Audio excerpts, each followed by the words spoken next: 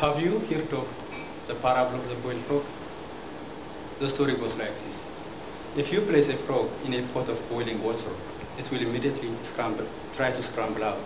But if you put a frog in room temperature water and do not scare him, he will stay put. Now, if the pot sits on a heat source and you gradually turn up the temperature, the frog will do something very interesting happens.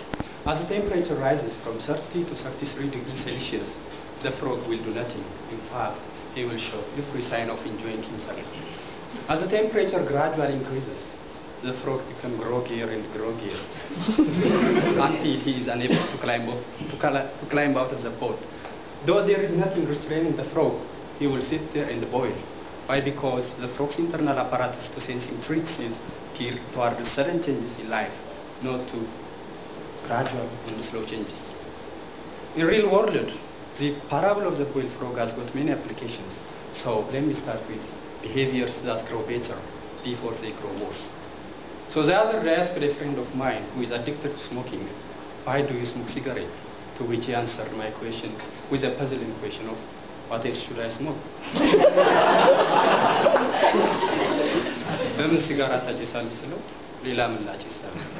Then he told me how he started smoking and how he enjoyed smoking at some point in time and how he gradually and slowly is immersed to the level where he cannot get himself out of that.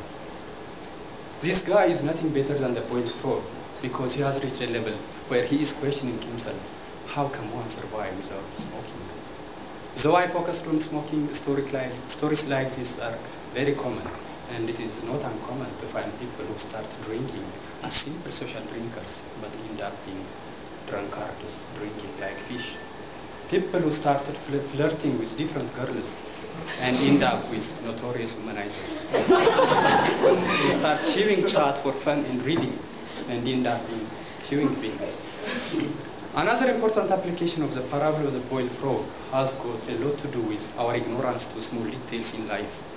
In the movie Why Did I Get Married To, for example, there is this character, a psychiatrist herself, who wrote a book on marriage counseling and who counseled couples on how they should have a relationship, but her own marriage ended up in divorce, partly because she didn't pay due attention to the small details in her relationship, and partly because she is too ignorant to discuss those details with her husband.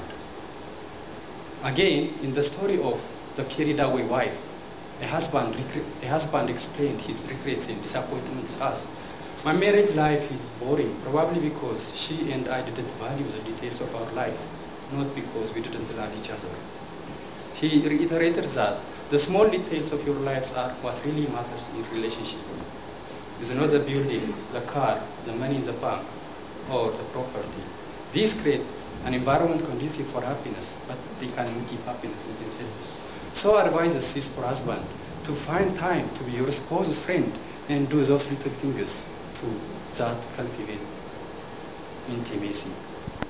Finally, yet importantly, the application of the parable of the boiled frog at global level is manifested in climate change debates, where cynics believe that the earth is so big that we can't possibly have harmful and lasting impact on the environment. They are also of the opinion that climate change is a deliberately contrived false issue that is created by the developed world to counter the development trajectory of emerging and developing countries. On the other hand, scientists in developed countries and ordinary poor citizens in poor countries understand the consequences of climate change, the former through research and the latter through living. However, these scientific findings and the woes and cries of the people are usually ignored by White House politicians.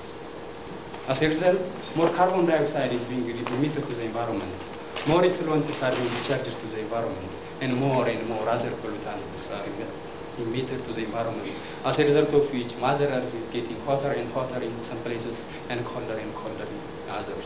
I believe climate change is a problem, and I think it is wise to cure problems before they grow into crisis. To recapitulate what I have said, maladaptation to gradually building threat is so pervasive that it's given rise to the parable of the boiled frog. Most often than not, we are unable to react to significant changes that occur gradually The moral of the story is that people should make themselves aware of gradual changes and the small details in life, lest they suffer eventual undesirable consequences. Fellow Toastmasters, distinguished guests, Madam Acting Chair, Mr. Acting Chair, Mr. Acting Chair, try to cure your problems before they grow into crisis. And remember, the easy way out usually leads you back. So, avoid the unmanageable and manage the unavoidable.